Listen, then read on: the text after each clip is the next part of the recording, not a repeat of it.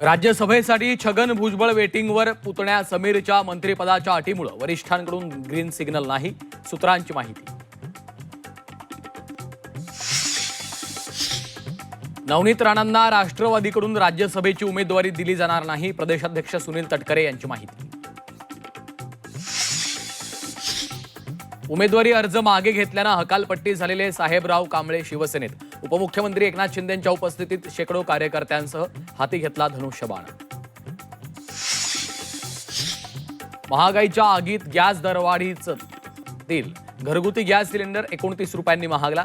मुंबईत 14.2 किलोच्या सिलेंडरसाठी मोजावे लागणार 942 रुपये. गृहिणींचं किचन बजेट कोलमडणार.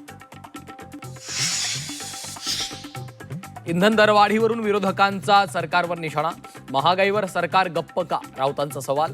जनतेला टप्प्याटप्प्यानं दरवाढीचा झटका देणं हे त्यांचं महागाई नियंत्रणाचं सूत्र असू शकतं, शरद पवारांचा मोदींना टोला. नाशिक शहरात सीएनजीचा तुटवडा. पंपावर सीएनजी भरण्यासाठी वाहनधारकांची झुंबड.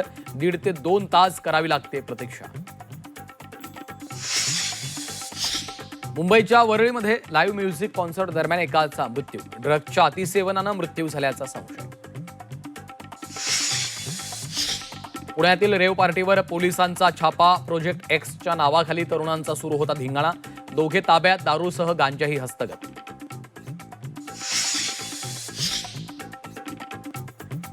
धाराशिवमध्ये मंदिराच्या जागा वाटणीवरून 2 गटात हाणामारी. 2 गटात लाठ्या काठ्यांनी मारहाण. 20 जणांवर गुन्हे दाखल. उरणमध्ये तलावात बुडून 3 मुलींचा मृत्यू. मृतांमध्ये 2 सख्या बहिणींचा समावेश. उरणमधील जासई गावावर शोककळा. मालेगावात अल्पवयीन मुलीची बेकायदेशीर प्रसूती. जन्मलेल्या बालकाची परस्पर विल्हेवाट लावल्याचा धक्कादायक प्रकार.